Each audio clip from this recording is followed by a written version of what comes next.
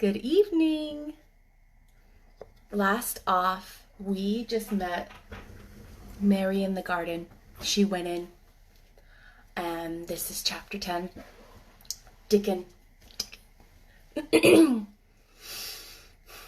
Chapter 10. Dickon. The sun shone down for nearly a week on the secret garden. The secret garden was what Mary called it when she was thinking of it. She liked the name, and she liked still more the feeling that when its beautiful old walls shut her in, no one knew where she was. It seemed almost like being shut out of the world in some fairy place. The few books she had read and liked had been fairy story books, and she had read of secret gardens in some of her stories. Sometimes people went to sleep in them for 100 years, which she had thought must be rather stupid. She had no intention of going to sleep, and, in fact, she was becoming wider awake every day which passed at Misselthwaite. She was beginning to like to be outdoors. She no longer hated the wind, but enjoyed it. She could run faster and longer, and she could skip up to 100. The bulbs in the secret garden must have been much astonished. Such nice clear places were made round them that they had all the breathing space they wanted, and really, if Mistress Mary had known it, they began to cheer up under the dark earth and work tremendously. The sun could get at them and warm them, and when the rain came down it could reach them at once, so they began to feel very much alive. Mary was an odd, determined little person, and now she had something interesting to be determined about. She was very much absorbed indeed. She worked and dug and pulled up weeds steadily, only becoming more pleased with her work every hour instead of tiring it. It seemed to her like a fascinating sort of play. She found many more of the sprouting pale green points than she had ever hoped to find. They seemed to be starting up everywhere, and each day she was sure she found tiny new ones, some so tiny that they barely peeped above the earth. There were so many that she remembered what Martha had said about the snowdrops by the thousands, and about bulbs spreading and making new ones. These had been left to themselves for 10 years, and perhaps they had spread, like the snowdrops, into thousands. She wondered how long it would be before they showed that they were flowers. Sometimes she stopped digging to look at the garden and tried to imagine what it would be like when it was covered with thousands of lovely things in bloom. During that week of sunshine, she became more intimate with Ben Weatherstaff. She surprised him several times by seeming to start up beside him as if she sprang out of the earth. The truth was that she was afraid that he would pick up his tools and go away if he saw her coming, so she always walked toward him as silently as possible. But in fact, he did not object to her as strongly as he had at first. Perhaps he was secretly rather flattered by her evident desire of his elderly company. Then, also, she was more civil than she had been. He did not know that when she first saw him, she spoke to him as she would have spoke to a native, and had not known that a cross, sturdy old Yorkshire man was not accustomed to salaam to his masters, and be merely commanded by them to do things. "Thou'rt like the robin," he said to her one morning, when he lifted his head and saw her standing by him. "I never knows when I shall see thee, or which side thou'll come from." "He's friends with me now," said Mary. "Thus like him," snapped Ben Weatherstaff, "making up the women folk just for vanity and flightiness. There's nothing he wouldn't do for the sake of showing off and flirting his tail feathers. He's full of pride, as his eggs get full of meat." He very seldom talked much, and sometimes did not even answer Mary's questions, except by a grunt. But this morning he said more than usual. He stood up and rested one hob-nailed boot on the top of his spade while he looked over her. "How long hast thou been here?" he jerked out. "I think it's about a month," she answered. "Thou's beginning to do Misselthwaite credit," he said. "That's a bit fatter than thou was, but not quite so yeller. Thou looked like a young plucked crow when thou first came into the garden. Thinks I to myself, I never set eyes on an uglier, sour-faced young'un." Mary was not so vain, and as she had never thought much of her looks, she was not greatly disturbed. "I know I'm fatter," she said. "My stockings are getting tighter. They used to make wrinkles. There's the robin, Ben with a staff."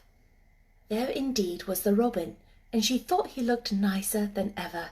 His red waistcoat was as glossy as satin, and he flirted with his wings and tail, and tilted his head, and hopped about with all sorts of lively graces. He seemed determined to make Ben Weatherstaff admire him. But Ben was sarcastic. "Aye, there thou art," he said. "Thou can be put up with me for a bit some time when thou'st got nothing better. Thou'st been reddening up thy waistcoat and polishing up thy feathers this 2 weeks. I know what thou'st up to. Thou'st courting some young, bold madam somewhere, telling thy lies to her about being the finest cock robin in Miss O'More, and ready to fight and all the rest of 'em." "Oh, look at him!" exclaimed Mary. The robin was evidently in a fascinating, bold mood. He hopped closer and closer, and looked at Ben Weatherstaff more and more engagingly. He flew on to the nearest currant bush and tilted his head and sang a little song right at him. "Thou thinks that'll get me over by doing that," said Ben, wrinkling his face up in such a way that Mary felt sure he was trying not to look pleased. "Thou thinks no one can stand out against thee. That's what thou thinks." The robin spread its wings. Mary could scarcely believe her eyes. He flew right up to the handle of Ben Weatherstaff's spade and alighted on the top of it. Then the old man's face wrinkled itself slowly into a new expression. He stood still, as if he were afraid to breathe, as if he would not have stirred for the world, lest the robin should start away. He spoke quiet, in a whisper. "Well, I'm danged," he said as softly as if he were saying something quite different. "Thou dost know how to get at a chap, dost thou? Thou's fair unearthly, thou's so knowing." And he stood without stirring, almost without drawing his breath, until the robin gave another flit of his wings and flew away. Then he stood looking at the handle of the spade, as if there might be magic in it, and then he began to dig again, and said nothing for several minutes.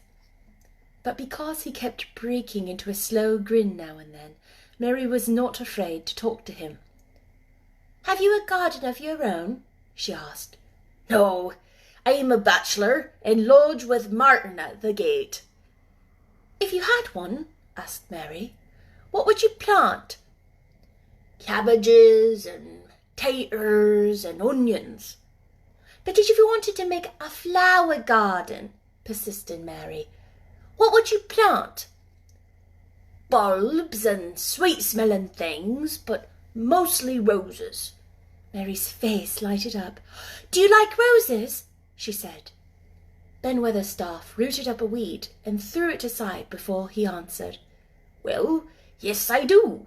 I was learned by a young lady I was gardener to. She had a lot in a place she was fond of, and she loved 'em like they was children. Or robins. I've seen her bend over and kiss 'em." He dragged out another weed and scowled at it. "That were as much as 10 year ago." "Where is she now?" asked Mary, much interested. "Heaven," he answered, and drove his spade deep into the soil, "according to that what parson says." "What happened to the roses?" Mary asked again, more interested than ever. "They was left to themselves." Mary was becoming quite excited. "Did they quite die? Do roses quite die when they are left to themselves?" she ventured. "Well, I got to 'em and I liked her, and she liked 'em," Ben Weatherstaff admitted reluctantly. Once or twice a year I'd go and work at 'em a bit, prune 'em and dig 'em about the roots. They run wild, but they was rich in soil, so some of 'em lived. When they have no leaves and look grey and brown and dry, how can you tell whether they are dead or alive?" inquired Mary. Wait till the spring gets at 'em. Wait till the sun shines down in the rain and the rain falls on the sunshine, and then thou'll find out. "How? How?" cried Mary, forgetting to be careful. Look along the twigs and branches and see if a bit of brown lump's swelling there and here, and watch it after the warm rain and see what happens." He stopped suddenly and looked curiously at her eager face. "Why does thou care so much about roses and such all of a sudden?" he demanded. Mistress Mary felt her face grow red. She was almost afraid to answer. I want to play that I have a garden of my own," she stammered. There's nothing for me to do. I have nothing, and no one." "Well," said Ben Weatherstaff slowly as he watched her, "that's true. Thou hasn't." He said it in such an odd way that Mary wondered if he actually felt a little sorry for her. She had never felt feeling sorry for herself. She had only felt tired and cross because she disliked people and things so much. But now the world seemed to be changing and getting nicer. If no one found out about the secret garden, she should enjoy herself always. She stayed with him for 10 or 15 minutes longer and asked him as many questions as she dared. He answered every one of them in his queer grunting way, and he did not seem really cross, and did not pick up his spade and leave her. He did say something about roses just as she was going away, and it reminded her of the ones he had said he had been fond of. "Do you go and see those roses now?" she asked. "Not been this year. My rheumatics has made me too stiff in the joints." He said it with a grumbling voice, and then quite suddenly he seemed to get angry with her, though she did not see why he should. "Now look here," he said sharply. "Ask so many questions. Thou'rt the worst wench for asking questions I've ever come across. Get thee gone and play thee. I've done talking for today." And he said it so crossly that she knew there was not the least use in staying another minute. She went skipping slowly down the sidewalk, thinking him over and saying to herself that, queer as it was, here was another person whom she liked in spite of his crossness. She liked old Ben Weatherstaff. Yes, she did like him. She always wanted to try to make him talk to her. Also, she began to believe that he knew everything in the world about flowers. There was a laurel-hedged walk which curved round the secret garden and ended at a gate which opened into a wood in the park. She thought she would slip round this walk and look into the wood and see if there were any rabbits hopping about. She enjoyed the skipping very much, and when she reached the little gate, she opened it and went through because she had heard a low, peculiar whistling sound and wanted to find out what it was. It was a very strange thing indeed. She quite caught her breath as she stopped to look at it. A boy was sitting under a tree with his back against it, playing on a rough wooden pipe. He was a funny-looking boy, about 12. He looked very clean, and his nose tint up, and his cheeks were as red as poppies, and never had Mistress Mary seen such round and such blue eyes in any boy's face. And on the trunk of the tree he leaned against, a brown squirrel was clinging and watching him, and from behind a bush near by, a cock pheasant was delicately stretching his neck to peep out, and quite near him were 2 rabbits sitting up and sniffing with tremulous noses, and actually it appeared as if they were all drawing near to watch him and listen to the strange low little call his pipe seemed to make.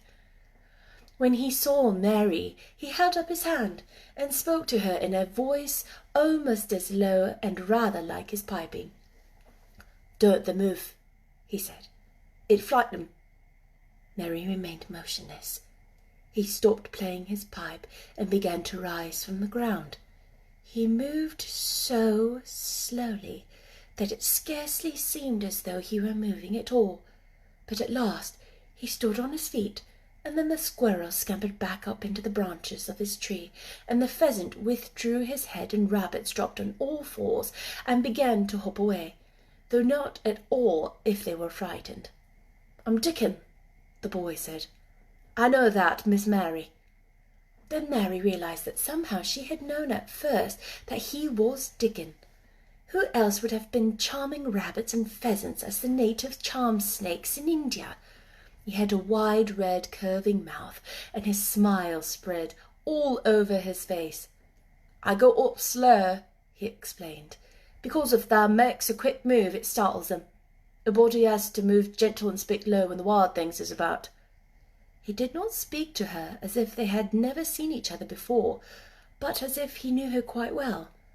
Mary knew nothing about boys, and she spoke to him a little stiffly because she felt rather shy. "Did you get Martha's letter?" she asked. He nodded his curly, rust-coloured head. "That's why I come." He stooped to pick up something which had been lying on the ground beside him when he piped. "I've got lots of the garden tools. Here's a little spade and rake and a fork and hoe. Aye, they're good ones. There's a trouble too, and the woman in the shop threw in a packet of white poppy and one of blue larkspur when I bought the other seeds." "Will you show the seeds to me?" Mary said. She wished she could talk as he did. His speech was so quick and easy. It sounded as if he liked her, and was not the least afraid she would not like him, though he was only a common moor boy, in patched clothes and with a funny face and a rough, rusty red head. As she came closer to him, she noticed that there was a clean, fresh scent of heather and grass and leaves about him, almost as if he were made of them. She liked it very much, and when she looked into his funny face with red cheeks and round blue eyes, she forgot that she had felt shy. "Let us sit down on this log and look at them," she said. They sat down and took a clumsy little brown paper package out of his coat pocket. He untied the string, and inside there were ever so many neater and smaller packages with a picture of a flower on each one. "There's a lot of mignonette in poppies," he said. "Mignonette's the sweetest smelling thing as grows, and it'll grow wherever you cast it, same as the poppies will. Them as'll come up and bloom if you just whistle at 'em. Them's the nicest of all." He stopped and turned his head quickly, his poppy-cheeked face lighting up. "Where's that robin as is calling us?" he said. The chirp came from a thick holly bush, bright with scarlet berries, and Mary thought she knew whose it was. "Is it really calling us?" she asked. "Aye," said Dickon, as if it was the most natural thing in the world. "He's calling some friends he's with. That's same as saying, 'Here I am, look at me, I wants a bit of a chat.' There, he's in the bush. Who is he?" "He's Ben Weatherstaff's, but I think he knows me a little," answered Mary.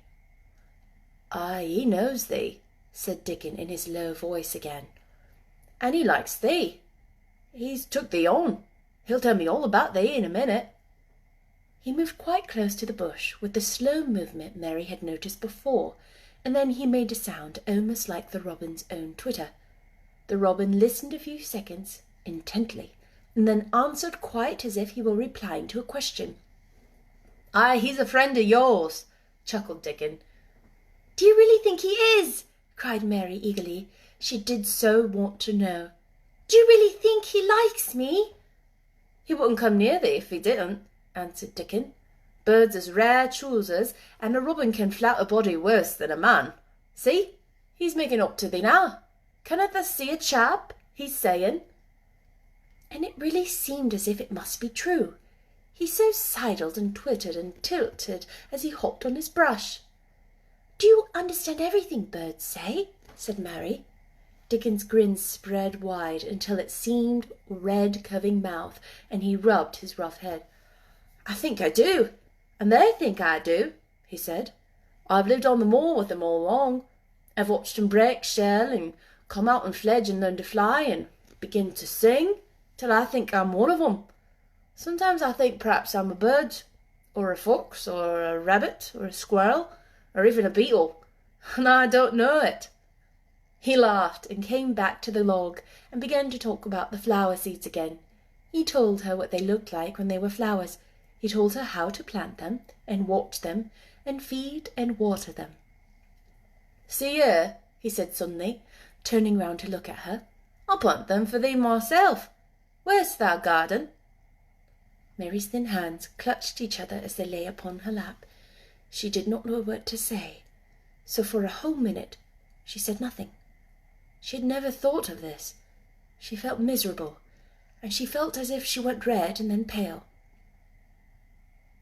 "There's got a bit of a garden, hasn't there?" Dickon said. It was true that she had turned red and then pale. Dickon saw her do it, and as she still said nothing, he began to be puzzled. "Wouldn't I give thee a bit?" he asked. "Hasn't thou got any yet?" She held her hands tighter and turned her eyes toward him. "I don't know anything about boys," she said. "Could you keep a secret if I told you one? It's a great secret," she said slowly. "I don't know what I should do if anyone found out. I believe I should die." She said the last sentence quite fiercely. Dickon looked more puzzled than ever, and even rubbed his hand over his rough head again, but he answered quite good-humouredly. "I'm keeping secrets all the time," he said, "and if I couldn't keep secrets from the other lads, secrets about foxes, cabs, and birds' nests, and wild things' holes, they'd be not safe on the moor. Aye, I can keep secrets." Mistress Mary did not mean to put out her hand and clutch his sleeve, but she did it. "I've stolen a garden," she said very fast. "It isn't mine. It isn't anybody's. Nobody wants it. Nobody cares for it. Nobody ever goes into it. Perhaps everything is dead in it already. I don't know." She began to feel hot and as contrary as she had ever felt in her life. "I don't care. I don't care. Nobody has the right to take it from me when I care about it, and they don't. They're letting it die, all shut in by itself," she ended passionately, and she threw her arms over her face and burst out crying. Poor little Mistress Mary. Dickon's curious blue eyes grew rounder and rounder. "Aye!" he said, drawing his exclamation out slowly. The way he did it meant both wonder and sympathy. "I've nothing to do," said Mary. "Nothing belongs to me. I found it myself, and I got into it myself. I was only just like the robin, and they wouldn't take it from the robin." "Where is it?" asked Dickon in a dropped voice. Mistress Mary got up from the log at once. She knew she felt contrary again and obstinate, and she did not care at all. She was imperious and Indian, and at the same time hot and sorrowful. "Come with me, and I'll show you," she said. She led him round the laurel path and to the walk where the ivy grew so thickly. Dickon followed her with a queer, almost pitying look on his face. He felt as if he were being led to look at some strange bird's nest, and must move softly. When she stepped to the wall and lifted the hanging ivy, he started. There was a door, and Mary pushed it open slowly, and they passed in together, and then Mary stood and waved her hand round defiantly. "It's this," she said. "It's a secret garden, and I'm the only one in the world who wants it to be alive."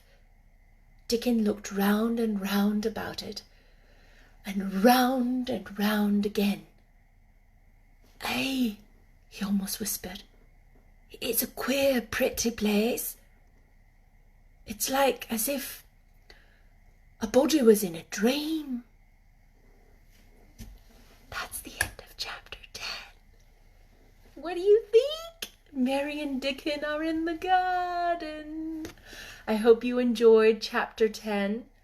Chapter 11 is called The Nest of the Missel Thrush. I have no idea what happens. You guys, I've never read The Secret Garden. I've only seen the movie like back in 1992 or whenever it came out. So these are all super new, exciting chapters for me. I hope you enjoyed it. If you did enjoy, if you could please share on your Facebook page, I would love for your friends to also have the opportunity to get this kind of entertainment and companionship and, I don't know, something to kind of look forward to the next day. I know I can use something to look forward to the next day, and that's what I'm hoping to provide to people. I hope you're all doing well, and I'll see you next time. Bye-bye.